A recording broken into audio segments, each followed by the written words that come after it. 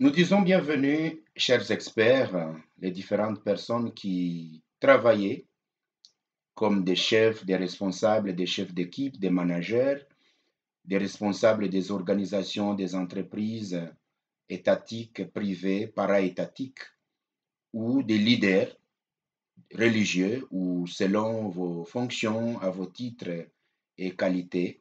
Nous disons bienvenue pour notre 42e leçon. Notre 42e leçon qui va porter sur la protection des travailleurs contre les abus managériels. La protection des travailleurs contre les abus managériels, c'est-à-dire c'est la façon dont on peut protéger les travailleurs contre les fautes, les abus de pouvoir qui peuvent provenir de ceux-là qui ont la position supérieure à l'égard des agents. Nous avons voulu parler de ces sujets tout simplement parce que, selon les demandes que nous avons reçues, il a été nécessaire que nous puissions avoir cette interaction avec vous en essayant de mettre en exergue certains éléments que les chefs, les leaders, les responsables devraient éviter pour ne pas tomber dans les pièges d'avoir commis des abus contre les agents en utilisant leur pouvoir. Nous disons qu'il y a besoin de protéger les agents parce qu'on a trouvé qu'il y a des mauvais chefs, que si une fois il n'y a pas de mécanisme de protection, les agents se sentiront mal à l'aise.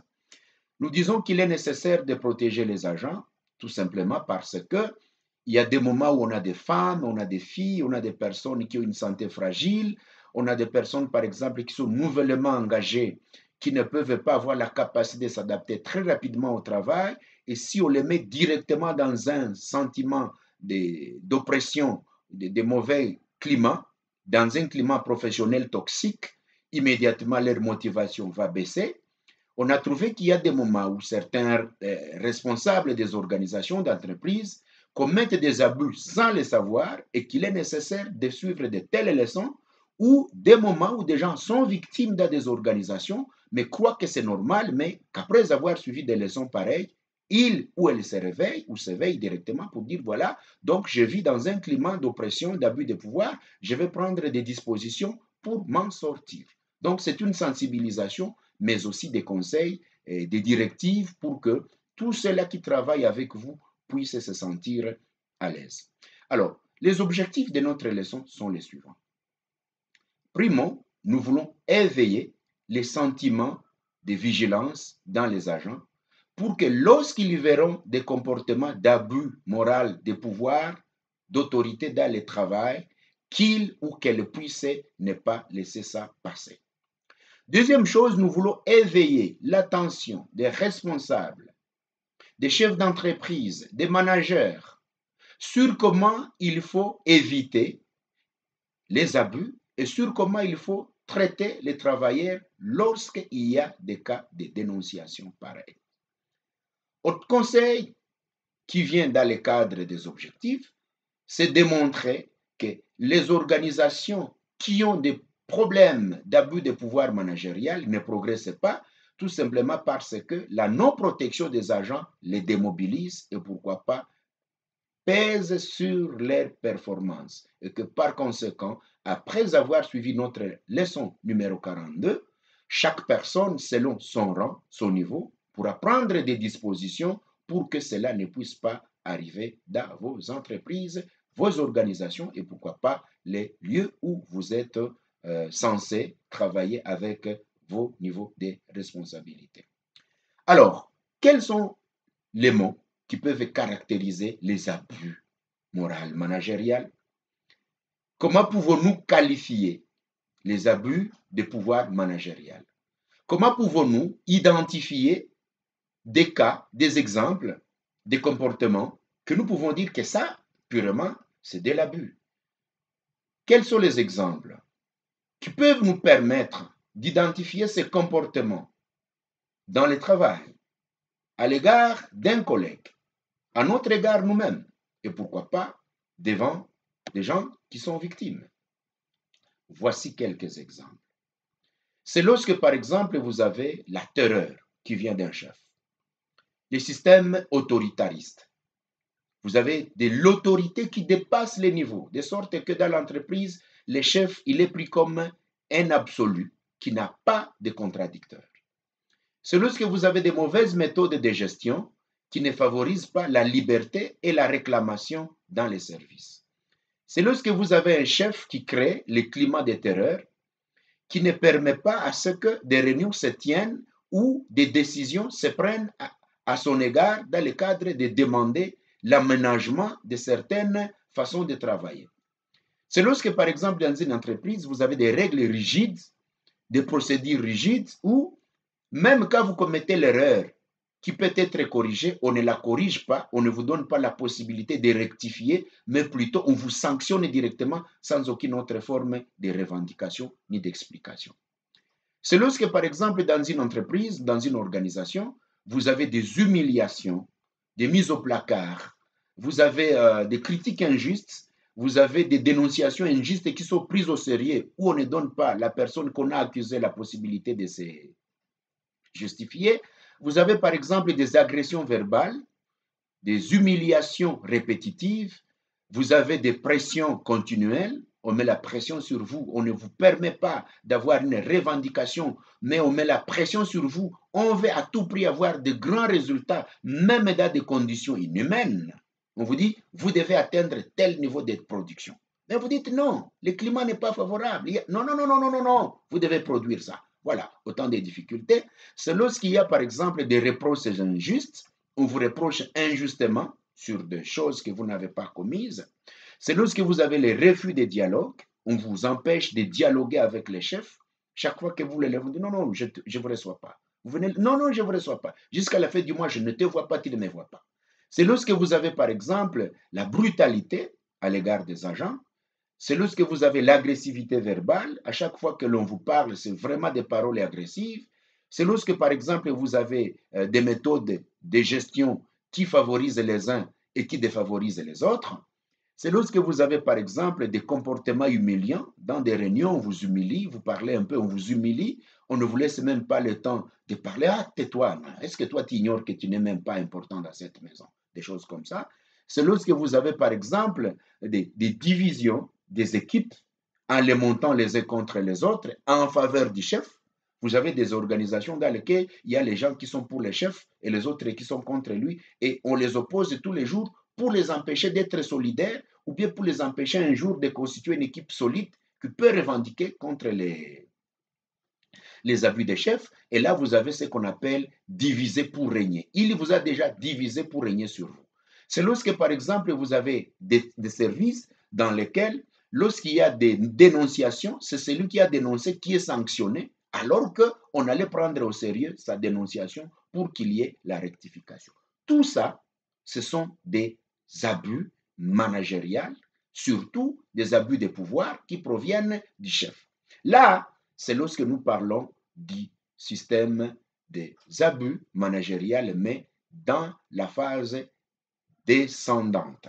Nous appelons ça descendante parce que ça vient d'en haut vers le bas. Ça vient de celui qui a la position supérieure à l'égard de ceux-là qui ont la position inférieure. Mais lorsque ce n'est pas du haut vers le bas, ce n'est pas du chef vers les agents, on peut appeler ça aussi les harcèlements descendants, les harcèlements ascendants plutôt, qui viennent du bas vers le haut. N'oubliez pas qu'il y a des moments où les agents, les subordonnés peuvent aussi harceler les chefs. Ce n'est plus descendant, c'est ascendant. Ce sont des gens qui à chaque fois vous harcèlent, vous parlez mal, vous montrez que vous ne valez rien, vous êtes chef, mais dans cette maison, vous n'êtes rien, des choses comme ça. Et peut-être que ce sont des gens qui sont couverts, des personnes couvertes par les autres personnes d'en haut. C'est un enfant qui travaille dans l'entreprise, mais il a un oncle qui est le grand manager au sommet du chef. Ça arrive que des choses comme ça peuvent être perçues. Mais des fois, c'est rare. Là où le grand pourcentage des abus se commettent, c'est la plupart des fois dans les domaines descendants, du haut vers le bas. Ça crée les sentiments d'impuissance. Les sentiments d'impuissance, c'est-à-dire que la victime, la personne qui se sent mal à l'aise, c'est celle qui est soumise à des répétitions des abus. Attention, il faut distinguer les sentiments d'impuissance qui naissent des abus de pouvoir, des abus managériaux, managériaux plutôt, des sentiments d'impuissance qui proviennent de ceux-là qui sont victimes, et cela peut être classé différemment de là où nous avons les conflits. Quand c'est un conflit, il y a l'équilibre des forces. Il y a un conflit, chacun sent qu'il a quelque chose à faire sur l'autre. Mais dans les abus de pouvoir, dans les abus, dans les abus de pouvoir managérial, ça devient compliqué. Ça devient compliqué parce que là, il y a ce qu'on va appeler maintenant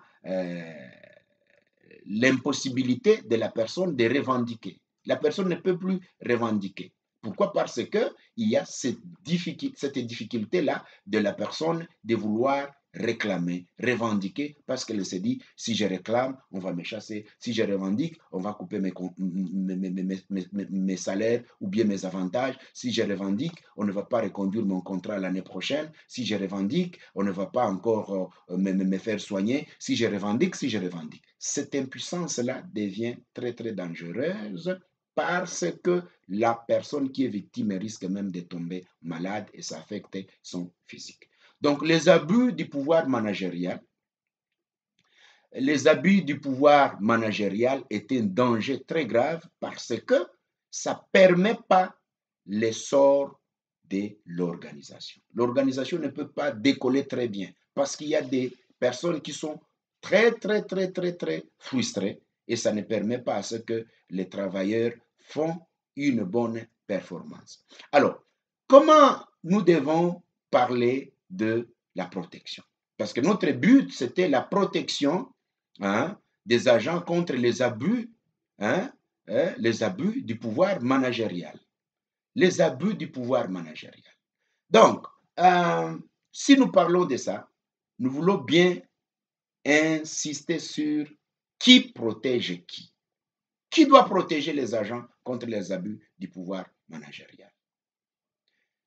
C'est l'employeur. Le premier protecteur, c'est l'employeur. L'employeur est censé protéger les agents contre tous les abus. Il est représenté par qui? Il est représenté par les managers, il est représenté par les chefs, il est représenté par les dirigeants de l'organisation, les superviseurs ou toutes les autres personnes qui ont la décision sur les autres. Ces gens-là qui représentent l'employeur ont un rôle très majeur dans la protection. Comment? Primo, ces gens doivent ne pas être négligents. Ils doivent ne pas négliger les plaintes. Lorsqu'il y a des plaintes, ils doivent prendre ça au sérieux. Ces gens doivent instaurer un système de liberté dans l'entreprise, ce qu'on appelle les droits souples, en donnant aux gens la liberté d'exprimer ce qu'ils pensent à l'égard des abus. Ils doivent instaurer un climat de dialogue dans l'organisation où, lorsqu'il y a quelques mécontentements, on doit se saisir de ça très rapidement et en discuter. Ces gens doivent veiller à ce que des tensions ne perdurent pas dans l'organisation. Lorsqu'il y a des tensions dans l'organisation entre les agents, les responsables, les leaders, ça crée directement des difficultés qui seront ingérables dans les jours à venir. Ces gens qui représentent l'employeur doivent ne pas manifester la légèreté dans la gestion de la santé des agents. Ils doivent avoir l'aspect de la sécurité des agents, la sécurité physique, la sécurité mentale. C'est-à-dire comment? Ils doivent veiller à ce que ces gens, physiquement et mentalement, soient dans de bonnes conditions. Est-ce qu'ils sont malades? Est-ce qu'ils ont la liberté de dire qu'ils vont aller se faire soigner? Parce qu'on a trouvé des entreprises dans lesquelles, quand les gens sont malades, ils ou elles craignent de l'exprimer, tout simplement qu'on ne pense pas qu'ils ou qu'elles sont fragiles et que par conséquent, on les remplace à la prochaine fois. Alors vous allez voir des gens continuer à travailler, même quand ils est ou quand ils sont malades, continuer à travailler jusqu'à s'effondrer. Parce qu'on dit, si on sait que je suis maladif, eh bien, on va me remplacer très rapidement. C'est déjà un danger. Parce que maintenant, vous allez avoir des personnes fragilement physiques, dont la santé ne marche pas, mais qui continueront à travailler et dont le résultat ne sera pas très bon. Donc, il faut avoir un système de dénonciation, il faut avoir un système de plainte, là où vous avez la boîte de suggestions, là où lorsqu'il y a des plaintes, vous devez vous saisir de ça et traiter ça très rapidement. Vous devez organiser des réunions d'évaluation dans lesquelles les agents doivent avoir l'expression, la libre expression de vous dire ce qu'ils ou elles pensent. Vous devez avoir les feedbacks réguliers. 3 mois, vous réunissez, vous faites les sondages des agents pour savoir qu'est-ce qui ne marche pas, où est-ce que ça ne marche pas, qu'est-ce qu'il faut faire pour que nous améliorions notre façon de travailler avec vous. Et vous devez avoir aussi ce qu'on appelle la liberté du syndicat dans votre organisation. Permettez aux agents de s'organiser en syndicat. Parce que lorsqu'ils ont des syndicalistes, ces syndicalistes sont là pour écouter les plaintes des agents, leur donner des conseils, et lorsqu'ils trouvent qu'ils ou elles ne peuvent pas être capables d'y répondre, ou ils remontent ça vers vous, ça vous aidera aussi comme chef de recevoir les plaintes qui proviennent du bas, sur vous, contre un superviseur, et là, vous vous y impliquez positivement. Eh bien, ça, c'est le premier protecteur. Le premier protecteur, nous venons de dire que c'est l'employeur et ceux-là qui le représentent. Mais outre ça, nous avons le deuxième niveau de protection, c'est l'agent lui-même. L'agent lui-même doit se protéger contre les abus du pouvoir managérial. Les agents doivent se protéger contre les abus du pouvoir managérial. Parce que si l'agent lui-même ne se protège pas, je dis qu'il y aura directement des difficultés de protection. Comment se protéger? 1. Il faut garder les preuves, les audios, les SMS. Si c'est une fille, par exemple, une femme qui est victime de harcèlement sexuel par un chef, il faut qu'elle garde les preuves, les SMS, les audios, les messages. Tout, il faut garder. Parce que demain, on peut les utiliser pour mieux déterminer les degrés d'oppression. Il faut aussi avoir la capacité de ne pas déborder en faisant du chantage. Entourez-vous de personnes sûres, de bonnes personnes qui peuvent vous donner des conseils, qui peuvent vous dire comment faire les choses. Autre chose pour les personnes victimes, c'est qu'elles doivent ou ils ne doivent pas se taire. Vous avez le droit à vos émotions. Le droit aux émotions, c'est-à-dire quoi? Quand vous êtes sous pression, on vous met dans des conditions mauvaises de travail, vous avez droit de regretter. Vous avez droit à vos émotions. Vous pouvez même pleurer si vous êtes capable quand vous êtes seul. Pourquoi? Plus vous refoulez ça, vous faites semblant, vous les portez, vous faites semblant qu'il n'y a rien, ça finira par se transformer en des sentiments négatifs et il sera difficile d'en guérir. Donc, souffrez de ça, reconnaissez que vous souffrez, acceptez que vous êtes dans de mauvaises conditions, restez focalisé sur vous-même en disant « je souffre vraiment, on me traite mal ». Parce que plus vous l'acceptez, plus vous allez avoir la recherche de la solution que de dire il n'y a rien, il n'y a rien, il n'y a rien. Mais plus vous dites qu'il n'y a rien alors qu'il y a quelque chose, tôt ou tard, ça explosera sur vous. Et puis, pour mieux se protéger, il faut lire les textes, suivre des leçons de leadership, côtoyer des gens qui connaissent beaucoup sur le domaine, afin qu'ils puissent vous orienter sur comment faire dans des situations qui seront complexes et surtout lorsque c'est vous qui êtes la victime. Ça, c'est le deuxième niveau de protection. Troisième niveau de protection, ce sont les collègues. Les collègues jouent un rôle très important dans la protection des victimes, dans la protection des personnes qui sont harcelées, dans la protection des personnes qui sont maltraitées, dans la protection des personnes qui sont victimes des abus du pouvoir managérial. C'est-à-dire comment? Première chose, les collègues doivent ne pas se taire. Vous vous taisez aujourd'hui parce que c'est tel, lorsque ça sera vous demain, vous allez subir le même sort. Les collègues ne doivent pas se taire lorsqu'ils voient des abus de pouvoir contre un collègue ou contre les services. Ils doivent ou elles doivent se coaliser pour aller voir les chefs. À l'absence de la personne, nous dire, nous avons déjà constaté que la façon dont vous traitez tel collègue ne marche pas. Des fois, les chefs peuvent se mécomporter, ne le sachant pas. Les psychologues ont découvert que des fois, c'est inconscient. On peut abuser de son pouvoir inconsciemment. Mais lorsqu'on y est rappelé par des personnes externes, on prend conscience. Et si c'est volontaire, alors la personne dira, voilà, tout le monde a découvert que c'est comme ça que je suis, je vais essayer de changer. Les collègues aussi doivent apporter des conseils à la victime.